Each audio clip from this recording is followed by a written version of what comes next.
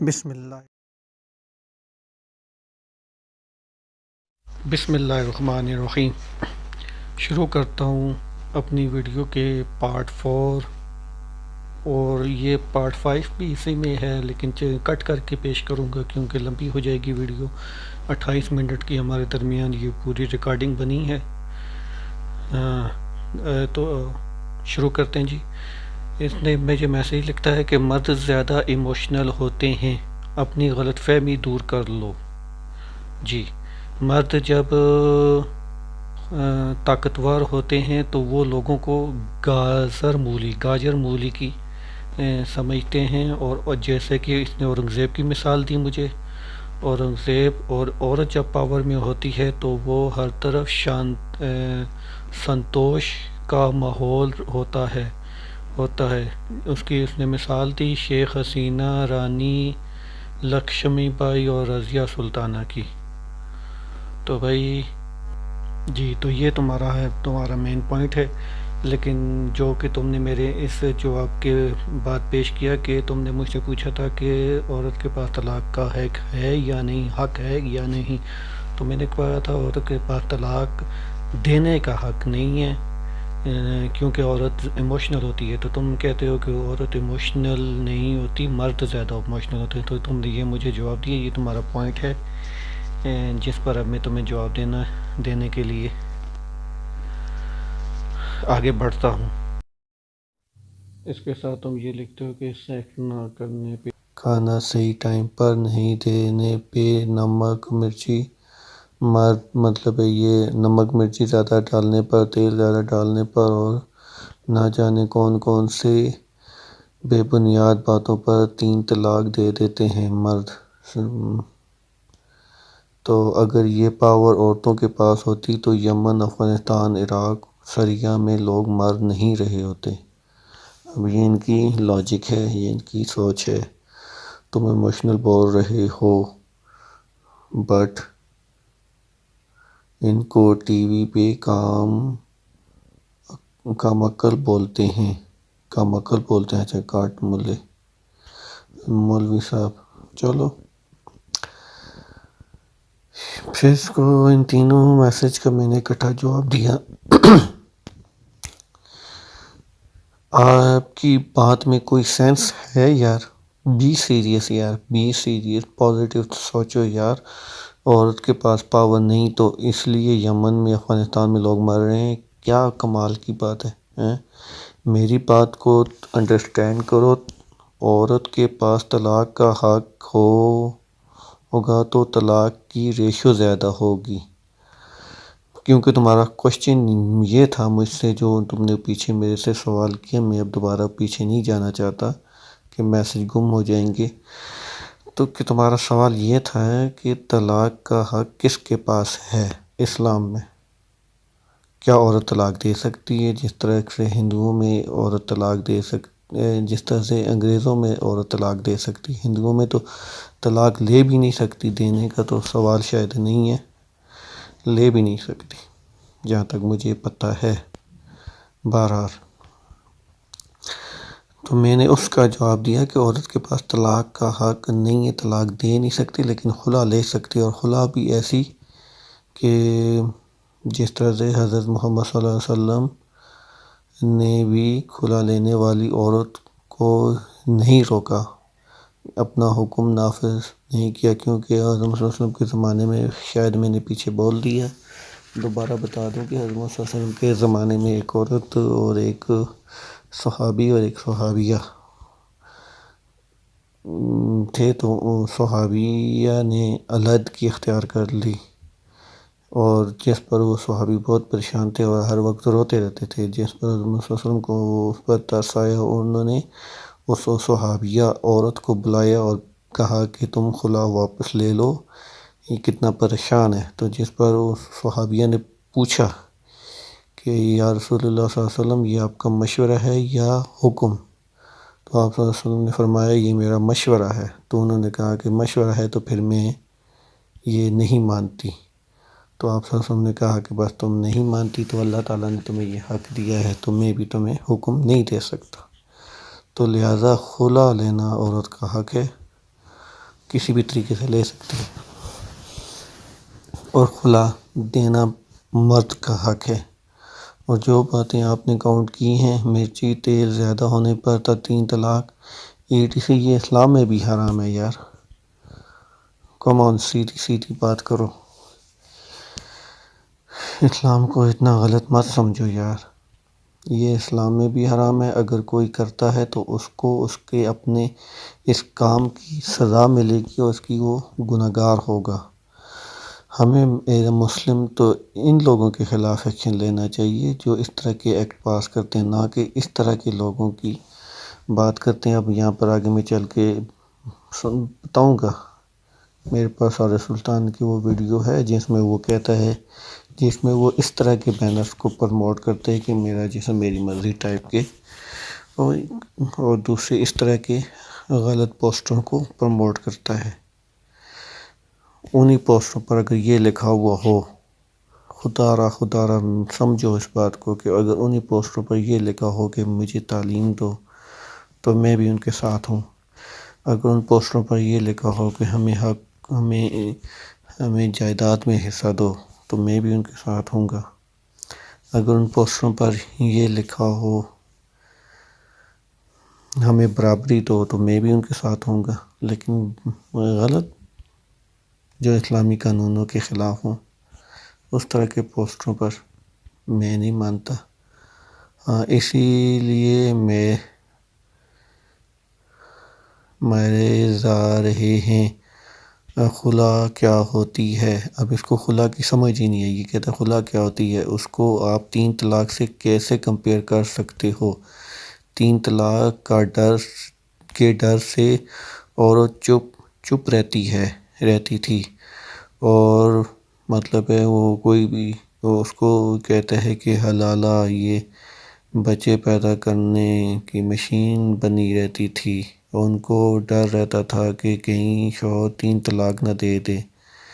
بولتے ہیں کہ 3 طلاق حرام ہے، پھر بولتے ہیں کہ 3 طلاق بول دینے پر طلاق ہو گئی، اس کے لیے مردوں کو کوئی پریشان نہیں کرتا، کیونکہ ان کو حلالہ ریکٹ جو چلانا ہے۔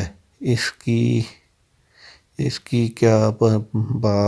کئی بار سٹنگ آپریشن بھی ہو چکا ہے۔ عورتوں کو اس لیے 3 طلاق کا حق نہیں دیا گیا، کیونکہ اتنی منمانیاں جو مرد کرتے ہیں تب کون سہتا۔ خلا کی پروسیس میں کوئی مولوی نہیں چاہے گا، بٹ جب کوئی عورت خلا لینے جاتی ہے تو اس کو کتنی پریشانی ہوتی ہے۔ تو اب یہ ذاکر نائک کو چھوڑو اور محمد خان کو سنو، پتہ نہیں کون سا اس کا ہے، سنو، کچھ دماغ کھلے۔ اگر میری باتیں نہیں سمجھ آ رہی تو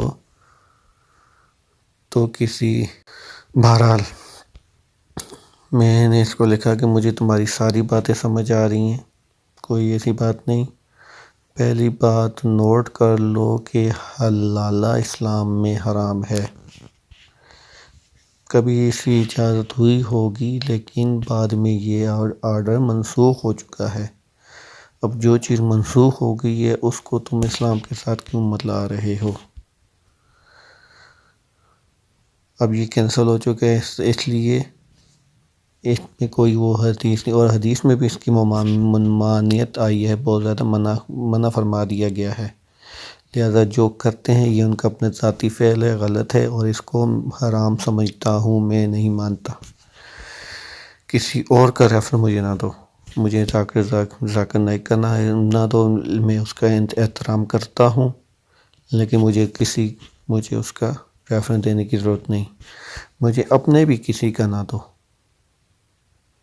تم ڈاکٹر ذاکر نائک کو نہیں مانتے تو میں تمہارے کسی کو نہیں مانتا، اس لیے نہ میں تمہارے ساتھ ڈاکٹر ذاکر والی کوئی بات کر رہا ہوں، اور نہ میں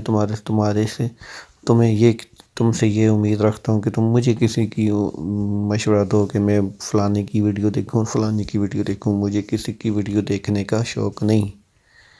میں یہاں پر بھی حضرت سلطان کی ویڈیو دیکھتا ہوں تو صرف اپنے یہ کمنٹ کرتا ہوں جو میں نے یہاں اوپر کیے، اس طرح کے کمنٹ اس کے جواب میں کرتا ہوں، اس کے جواب میں اس کو میں اس طرح کے کمنٹ کرتا ہوں تاکہ یہ جو غلط راستہ اپنا رہا ہے اس پہ، تاکہ یہ جو اسلام کی غلط تعلیم دے رہا ہے اس سے باز آئے۔ That's all. اب اسے لہذا باقی مجھے کسی کے ساتھ بات کرنے کا یا کسی سے وہ کرنے کا شوق نہیں، مجھے صرف ایک بات چاہیے کہ اسلام کا اصل تعلیم تمہارے پاس آئے۔ میرے پاس اپنے احادیث کی بکس ہیں، ریفرنس ہیں، جن کو میں خود چیک کرتا ہوں، پڑھتا ہوں، اس کے بعد مشورے کر کے دیکھتا ہوں اور ان کے ریفرنسز کو اسٹرانگ ہیں یا نہیں ہیں، ان کو چیک کرنے کے بعد ان کو مانتا ہوں۔ اب ہم اسلام میں جو کچھ ضعیف حدیثیں ہیں جن کا حکم تھا لیکن اب وہ ختم ہو گیا، اللہ ختم ہو گئی ان پر ماننا ضروری نہیں۔ سیکنڈلی میں نے پھر کہہ دیا کہ تم نے کہا تھا کہ اسلام میں عورت کو 3 طلاق کا حق ہے کہ نہیں، تو میں نے اس کے جواب میں کہا کہ عورت کو طلاق کا حق نہیں، بیکاز کہ وہ ایموشنل ہوتی ہے، اور ایموشنل سے مراد میری جذباتی ہے۔ آپ نے لکھا کہ مرد ایموشنل ہوتے ہیں، کہ وہ مارتے پیٹتے ہیں اور تیل کم زیادہ ہونے پر بھی طلاق دے دیتے ہیں، اور اس سے ظلم ہوتا ہے۔ تو بھائی ظلم اور ایموشنل ہونا اور ظالم ہونا 2 مختلف چیزیں ہیں۔ مرد ظالم ہوتا ہے، میرا یہ ماننا ہے کہ مرد ظالم ہوتا ہے جو مارتا ہے پیٹتا ہے، جو مارتا ہے پیٹتا ہے صرف وہ مرد ظالم ہوتا ہے، اور اس کے مقابلے میں مرد سخت ہوتا ہے۔ بٹ عورت ایموشنلی جذباتی ہوتی ہے اور وداؤٹ سوچے سمجھے ڈیسیژن لیتی ہے۔ اگر عورت کے پاس طلاق کا حق ہوتا تو طلاق کی ریشو زیادہ ہو جائے گی۔ اب اپنے پوائنٹ پر آؤ کہ جیسا کہ تم نے کہا کہ عورت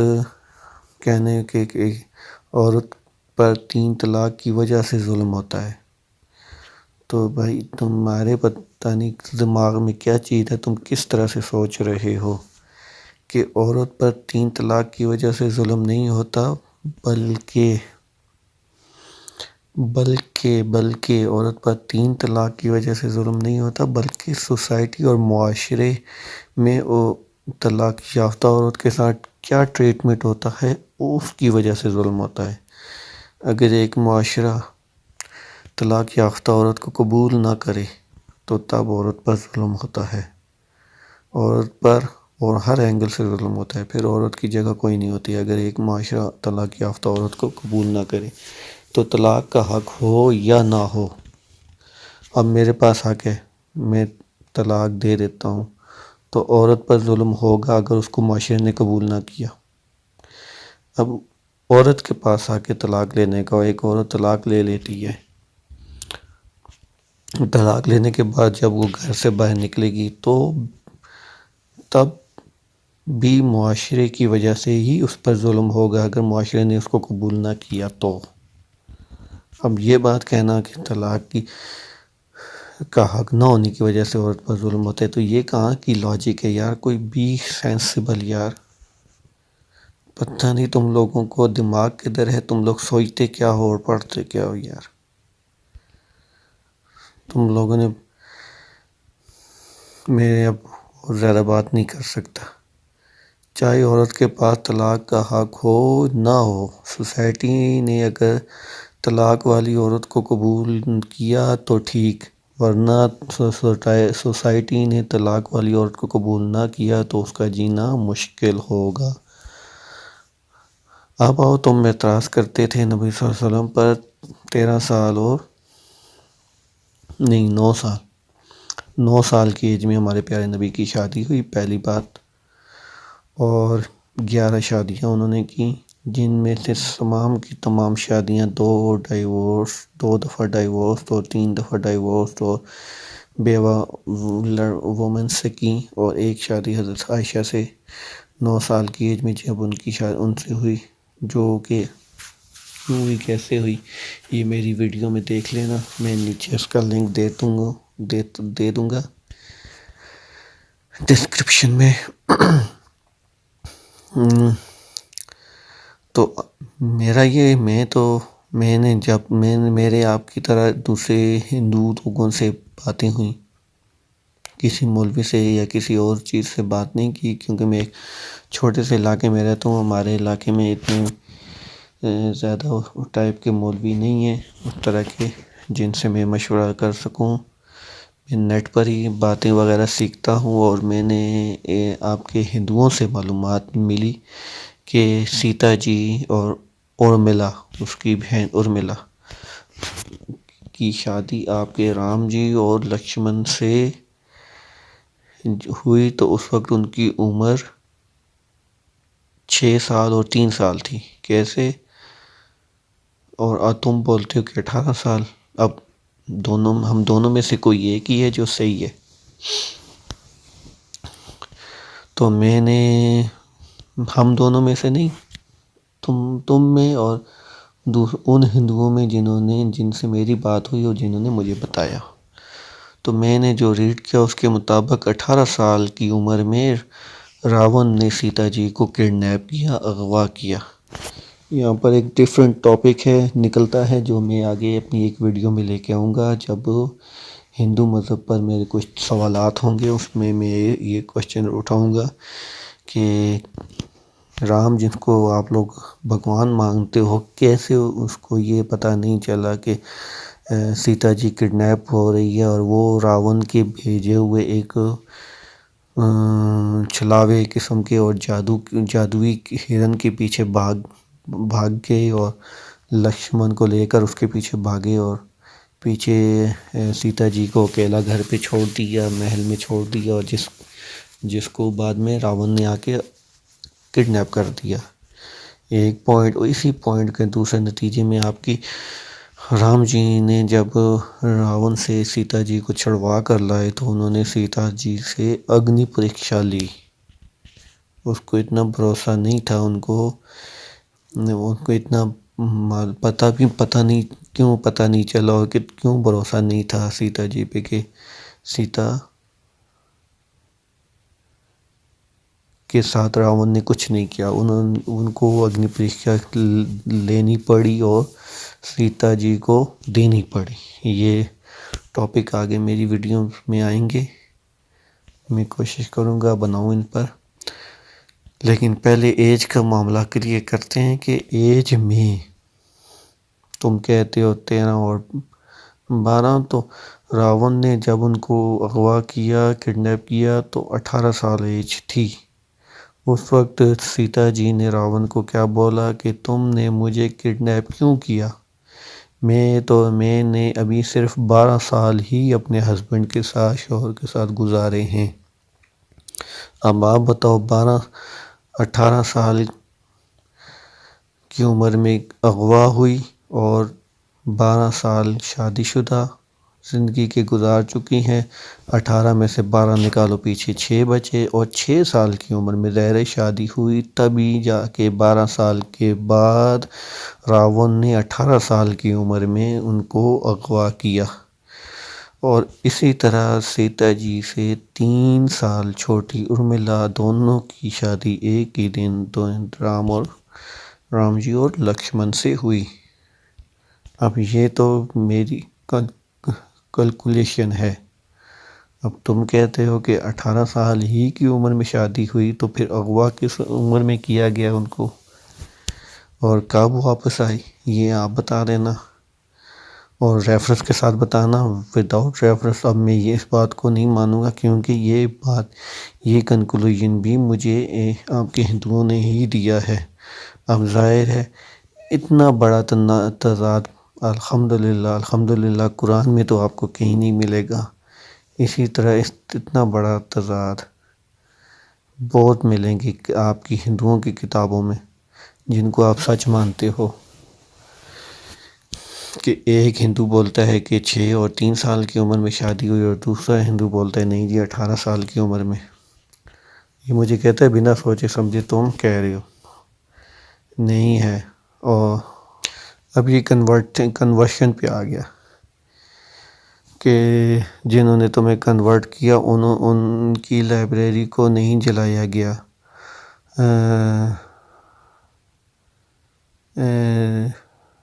تخشیشلا اور نالندہ کی لائبریریوں کو کیوں جلایا گیا؟ بھائی اب مجھے کیا پتہ، میں جو ٹاپک چھیڑا ہے اس پہ آؤ یار، ادھر ادھر کی لگانے کی کیا مجال ہے یار. یا تم اپنی باتوں کو ثابت کرو، کنہوں نے جلایا، کس نے جلایا، کیسے جلایا. مجھے اس بارے میں نہیں پتہ. ہاں تمہیں کوئی پتہ ہے تو سیدھا سیدھا مجھے بتاؤ کیا ہوا، کیوں جلائے، تم بتاؤ. میرے نزدیک تو مجھے کسی چیز کا نہیں پتہ.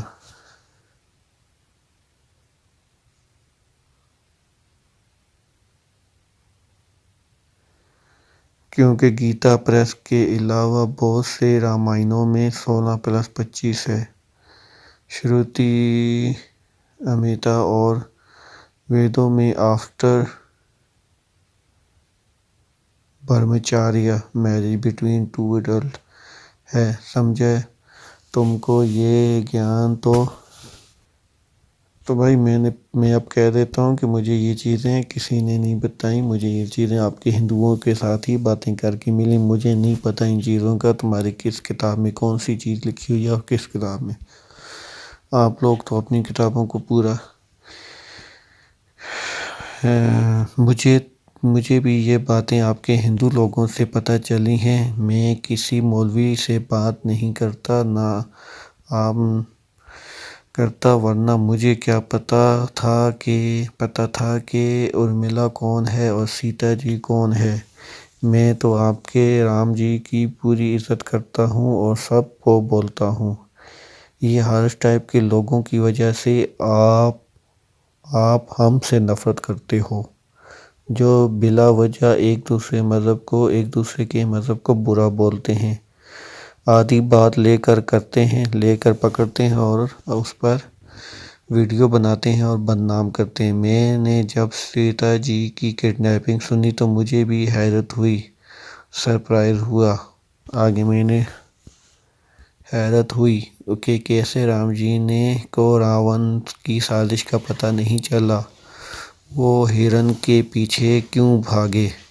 سیکنڈ جب سیتا جی واپس لائی گئی تو ان سے آپ کے رام جی نے اگنی پریکشا کیوں لی کہ ان کو آگ پر چلایا. یہ اپنے مسلمان بھائیوں کے لیے بول دوں کہ جب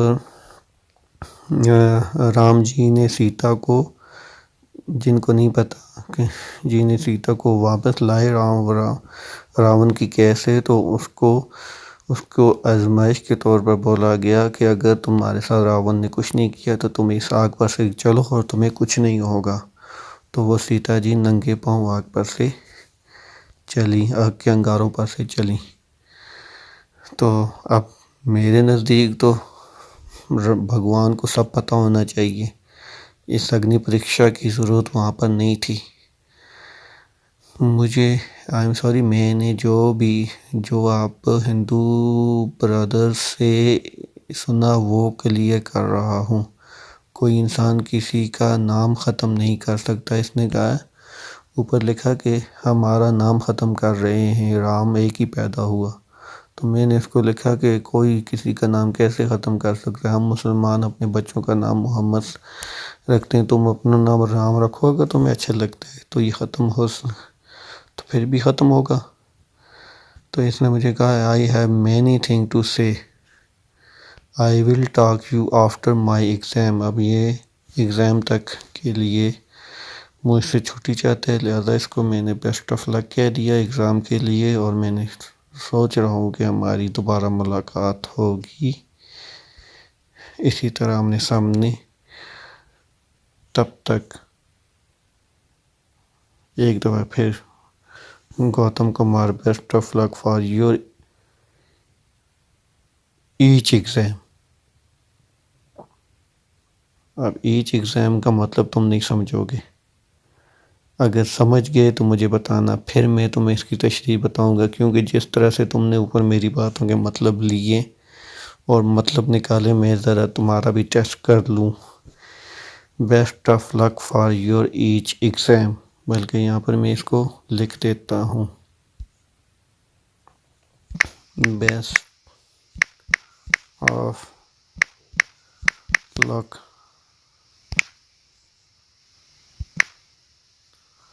فار یور ایچ ایگزام۔